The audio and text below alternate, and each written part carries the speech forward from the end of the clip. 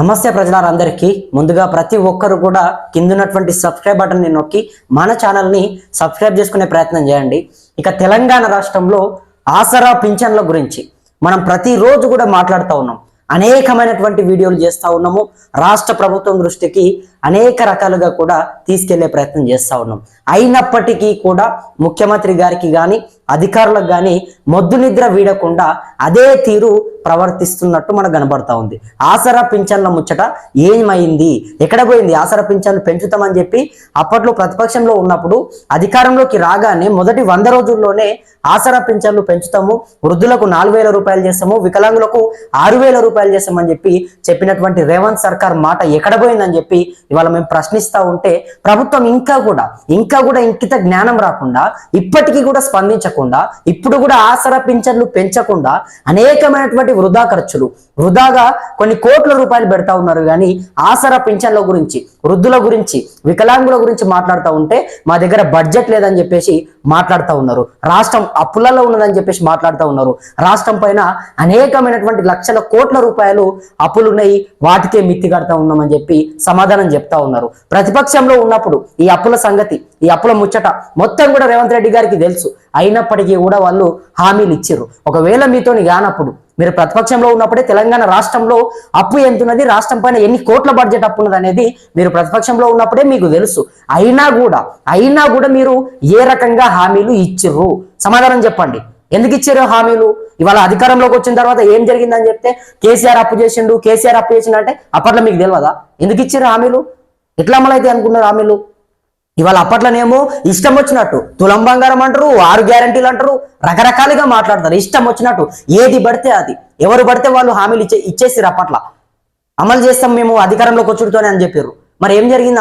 అధికారంలోకి వచ్చి 2 సంవత్సరాలు అవుతా ఉంది. ఇవాళ వృద్ధులు, వికలాంగులందరూ కూడా ఆసరా పింఛన్లు ఎప్పుడు పెంచుతారని చెప్పి వాళ్ళంతా ఎదురు చూస్తూ ఉన్నారు. అరే ఇంకిత జ్ఞానం లేదా ప్రభుత్వానికి? కనీసం సోయలేకపోతే ఎట్లా? ఇవాళ మీరు ఇచ్చినటువంటి మాట కదా అది, మీరు చెప్పినటువంటి మాట కదా. ప్రజలు అదే అడుగుతా ఉన్నారు. ఆసరా పింఛన్లు పెంపు చేయండి అని చెప్పేసి వాళ్ళు చెప్తా ఉన్నారు. ఈరోజు వృద్ధులందరూ కూడా రాష్ట్ర వ్యాప్తంగా కొన్ని లక్షల మంది వృద్ధులు, వికలాంగులందరూ కూడా ఆసరా పింఛన్ల కోసం ఎదురు చూస్తూ ఉన్నారు. వాళ్ళ కళ్ళల్లో ఒత్తులు వేసుకొని మరి అసలు పింఛన్ల పెంపు ఎప్పుడు జరుగుతుంది, ఎప్పుడు వీళ్ళు మాట నిలబెట్టుకుంటారు? ఇది కాంగ్రెస్ ప్రభుత్వం అంటే మాటలు తప్పేటటువంటి ప్రభుత్వం అని చెప్పేసి కూడా ఇవాళ ప్రజలు మాట్లాడుతూ ఉన్నారు. అరే కనీసం ప్రజలకు ఇచ్చినటువంటి మాట కదా అది. మిమ్మల్ని ఏదో మీరు ఇంకా ఇవ్వండి, ఇంకా ఎక్కువ మీ నుంచి ఏది ఆశించట్లేదు. ఇచ్చినటువంటి మాట నెరవేర్చండి. ముందు 6 గ్యారంటీల్లో ఉన్నటువంటి ఏదైతే ఈ ఆసరా పింఛన్ల పెంపు ఉన్నదో దాన్ని చేసి వాళ్ళకు కాస్త ఆదుకునే ప్రయత్నం చేయండి. ఇవాళ వృద్ధుల గురించి ప్రభుత్వం నిజంగా వృద్ధులందరూ కూడా వాళ్ళంతా నానా ఇబ్బందులు పడతా ఉంటారు. వాళ్ళకు కొడుకులు కానీ బిడ్డలు కానీ ఎవరు కూడా పట్టించుకోలేనటువంటి పరిస్థితి. వృద్ధులు ఏదైనా వేరే పని చేసుకుందాము లేకపోతే ఇంకేదో చేసుకుందాం అన్నా కూడా వేరే సోర్స్ లేదు వాళ్ళకు. వాళ్ళు ఇంట్లోకే పరిమితమైనటువంటి పరిస్థితి. 70-80 సంవత్సరాలు ఉంటాయి కాబట్టి ఎక్కడ కూడా ఏ పని చేసుకోలేరు. ఒకవేళ పని చేసుకుందామని ఉన్నా కూడా ఎవరు పని ఇవ్వలేనటువంటి పరిస్థితి.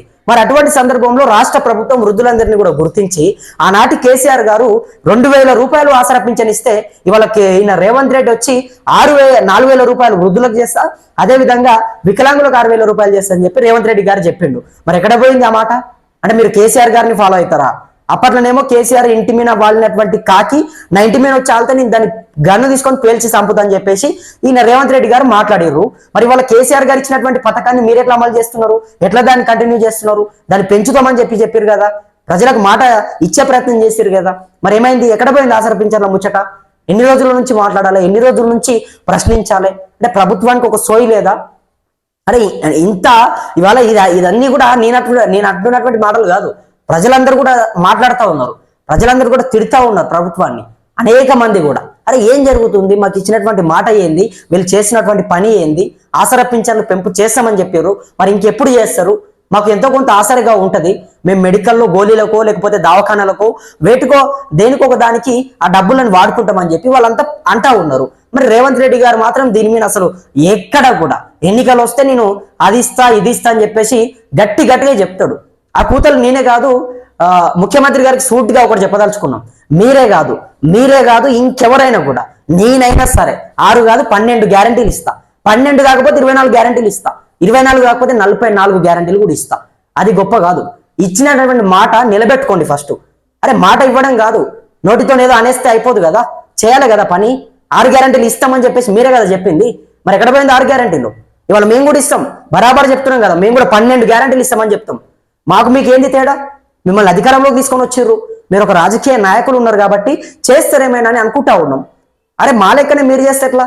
అరే మేము కూడా మాట్లాడతాం కదా, 6 గ్యారంటీలు అంటాము, 12 గ్యారంటీలు అంటాము. మీకు మాకేం తేడా ఉండదు. ముఖ్యమంత్రి గారు దయచేసి ఆలోచన చేసుకోండి. మీరు ఒక ముఖ్యమంత్రిగా ఉన్నారు కాబట్టి ఇచ్చినటువంటి మాట నిలబెట్టుకోలేకపోతే ఇక మీరు ముఖ్యమంత్రి ఎట్లయితారు? ప్రజలందరూ కూడా ఇచ్చినటువంటి ఏదైతే 6 గ్యారంటీల మాట ఉన్నదో అవి నెరవేరుస్తారనే కదా మిమ్మల్ని ముఖ్యమంత్రి చేశారు.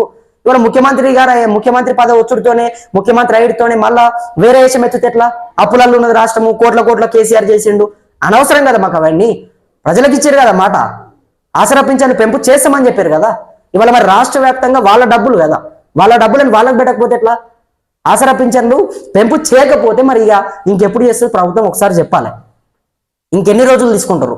2 సంవత్సరాలు అయిపోతుంది దగ్గర 100 రోజులలోనే, మొదటి 100 రోజుల్లోనే సైన్ పెట్టేస్తాము అయిపోతుంది అని చెప్పారు. ఇప్పుడు వచ్చిన తర్వాత మాకు అది లేదు ఇది లేదు ఏదేదో చెప్తా ఉన్నారు. అన్ని అల్లుకొని వచ్చి ప్రజలకు చెప్పే ప్రయత్నం చేస్తా ఉన్నారు. ఇవాళ ప్రజలంతా కూడా అనేకమైనటువంటి ఇబ్బందులు పడతా ఉన్నారు. వృద్ధులు, వికలాంగులు, వాళ్ళకు వేరే పని ఉండదు, వేరే పని చేసుకోలేనటువంటి పరిస్థితి. అరే ఈ మాత్రం కూడా ప్రభుత్వానికి ఇంకిత జ్ఞానం లేదా? ఇది కూడా ఆలోచన చేయదా ప్రభుత్వం? వికలాంగులు ఏం పని చేసుకుంటారు ఒకసారి ఆలోచన చేయండి. వికలాంగులను కూడా మోసం చేసినటువంటి ప్రభుత్వం ఎక్కడ లేకుండొచ్చు, బహుశా నాకు తెలిసి తెలంగాణ రాష్ట్రంలోనే ఉండొచ్చు ఈ కాంగ్రెస్ పార్టీ. ఏ పార్టీలు కూడా ఇంత ఒక వికలాంగులను కూడా మాటిచ్చి మోసం చేయలేవు, కానీ కాంగ్రెస్ పార్టీ చేసింది. కాంగ్రెస్ పార్టీ 100 రోజుల్లోనే మేము మీకు పింఛన్లు పెంపు చేస్తాము, 6,000 రూపాయలు ఇస్తామని చెప్పి వికలాంగులని నట్టేయటం ఉంచింది. వాళ్ళకి అనేక మాటలు చెప్పింది, వాళ్ళతో ఓట్లు వేయించుకుంది. ఇవాళ తీరా చూస్తే చేతులు ఎత్తేస్తా ఉన్నారు. రాష్ట్రం అప్పులలో ఉన్నదట. అంటే వీళ్ళకి అప్పులలో ఉండే ముచ్చట అప్పట్లో తెలియదా మీకు? అప్పుల ముచ్చట అప్పట్లోనే తెలుసు కదా. మరి అప్పట్లో తెలిసినప్పుడు ఎందుకు మీరు 6 గ్యారెంటీలు ఇచ్చిర్రు? ఏ ధైర్యంతో ఇచ్చిర్రు? అంటే ఏదో ఒక రకంగా ఓట్లు గుద్దించుకోవాలి, అధికారంలోకి రావాలి, అవి సంపాదించుకోవాలి, 1కి 2 ఆస్తులు చేసుకోవాలి, మన పిల్లలని మన భార్యలను కానీ లేకపోతే అందరినీ కూడా మంచిగా మెరిపించుకోవాలి, మనకే కోట్ల రూపాయలు వెనకేసుకోవాలి. ఇక ప్రజలు ఏమైపోయినా పర్వాలేదు, వృద్ధులు ఏమైపోయినా పర్వాలేదు, వికలాంగులు ఏమైపోయినా పర్వాలేదు. ఏమనుకుంటా ఉంది ప్రభుత్వం? అసలు ఆలోచన చేస్తా ఉన్నారా మీరు? ఆసరా పింఛన్ల గురించి ఎన్నిసార్లు చెప్పాలి, ఎన్ని రకాలుగా చెప్పాలి? అరే తిట్టి చెప్పాలనా, కొట్టి చెప్పాలనా? అరే ప్రజలంతా కూడా ఎప్పుడు పెంచుతారా అని చెప్పేసి మమ్మల్ని అడుగుతా ఉంటే ఈయనకు కనీసం దీనిపైన స్పందించరా? 24 గంటల డ్యూటీ. మళ్ళీ ముఖ్యమంత్రి గారు ఏం చెప్తారంటే ఒక్క రోజు కూడా నేను సెలవు తీసుకోవట్లేదు అని చెప్పేసి ఆయన మాట్లాడతాడు. మీరు సెలవు తీసుకోకుండా పని చేస్తే ఆసరా పింఛన్ల గురించి కనీసం ఒక 2 నిమిషాలు ఆలోచన చేసేటటువంటి టైం మీకు లేదా? 24 గంటలు పని చేస్తున్నా సెలవే తీసుకుంటలేను అని చెప్తా ఉన్నారు కదా. మరి ఆసరా పింఛన్ల ముచ్చట ఎక్కడ పోయింది? మీరు ఇచ్చినటువంటి మాట కదా అది. మరి దాన్ని అమలు చేయకపోతే ప్రజల్ని మోసం చేసి నట్టేట ముంచితే ఇవాళ మిమ్మల్ని మళ్ళీ అధికారంలోకి తీసుకొని వస్తారా అనేది ఒకసారి ఆలోచన చేసుకోండి. ఇన్ని సందర్భాలు కూడా మాట్లాడినాం ఆసరా పింఛన్ల గురించి అనేక రోజులుగా వీడియోలు చేస్తా ఉన్నాం. మా వృద్ధుల గురించి, మా వికలాంగుల గురించి, వాళ్ళందరి కష్టాల గురించి ఇంత మాట్లాడుతూ ఉంటే మాకే బాధ అనిపిస్తూ ఉంది, మాకే దుఃఖం వేస్తూ ఉంది. మరి ఈ అధికారంలో ఉన్నటువంటి రాజకీయ నాయకులకు కనీసం ఒక ముళ్ళు గుచ్చినట్టుగా కూడా కావట్లేదా అనేది ఒకసారి ప్రజలు ఆలోచన చేయాలి. ఇవాళ ప్రజలకు కూడా చెప్తా ఉన్నా, అధికారం ఓట్లు వచ్చుడుతోనే వాళ్ళు 100, 200, 500 ఇచ్చుడుతోనే మీరు దప్ప ఓట్లు గుద్దితే గిద్దనే ఉంటది కథ.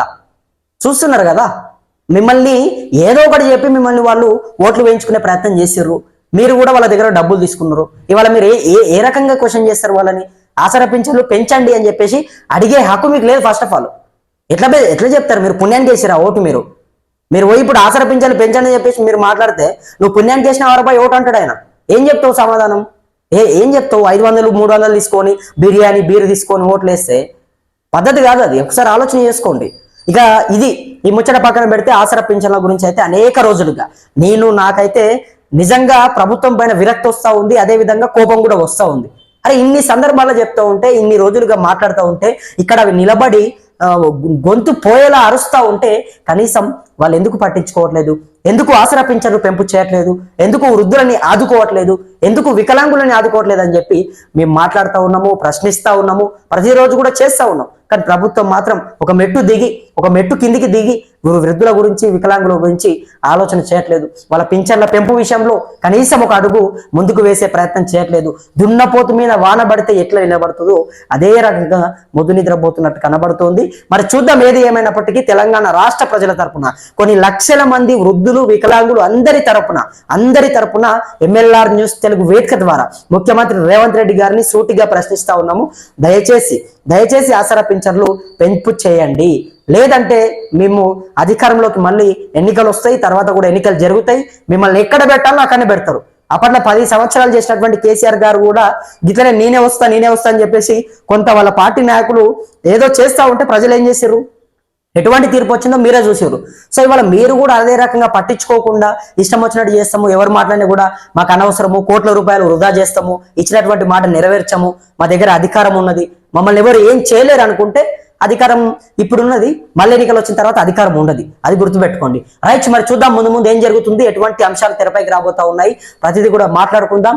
మీ గల్లీలో కానీ, మీ వాడలో కానీ, మీ గ్రామంలో కానీ ఎక్కడ ఏ సమస్య ఉన్నా కూడా ఇక్కడ ఈ కొత్తూరు రమేష్ మీ అందరి గొంతై రాష్ట్ర ప్రభుత్వాన్ని ప్రశ్నించే ఒక ప్రయత్నం చేస్తాడు. ఖచ్చితంగా మీ అందరి పక్షాన, మీ అందరి తరపున మాట్లాడే ప్రయత్నం చేస్తాడు. ఎవరికి ఎటువంటి అన్యాయం జరిగినా కూడా, ఎవరికి ఎటువంటి ఇబ్బందులు వచ్చినా కూడా మీరు కిందన్నటువంటి వాట్సాప్ నంబర్కి ఒక వీడియో తీసి ఒక టెక్స్ట్ మెసేజ్ రాసి పెట్టే ప్రయత్నం చేయండి. తప్పకుండా మీకు జరిగినటువంటి అన్యాయాన్ని రాష్ట్ర ప్రభుత్వం దృష్టికి తీసుకెళ్లే ఒక అవకాశం అయితే మేమందరం కూడా చేయడానికి ఇక్కడ సిద్ధంగా ఉన్నాము. మరి ముందు ముందు ఏం జరుగుతుంది, ఎటువంటి పరిణామాలు చోటు చేసుకోబోతా ఉన్నాయి అన్ని కూడా మాట్లాడుకునే ప్రయత్నం చేద్దాం. అంతవరకు ప్రతి ఒక్కరు కూడా వేచి ఉండండి. అదేవిధంగా మన ఛానల్ కూడా కింద ఉన్నటువంటి సబ్స్క్రైబ్ బటన్ నొక్కి సబ్స్క్రైబ్ చేసుకోవాలని చెప్పేసి నా మనస్ఫూర్తిగా మీ అందరిని వేడుకుంటూ సెలవు తీసుకుంటాము.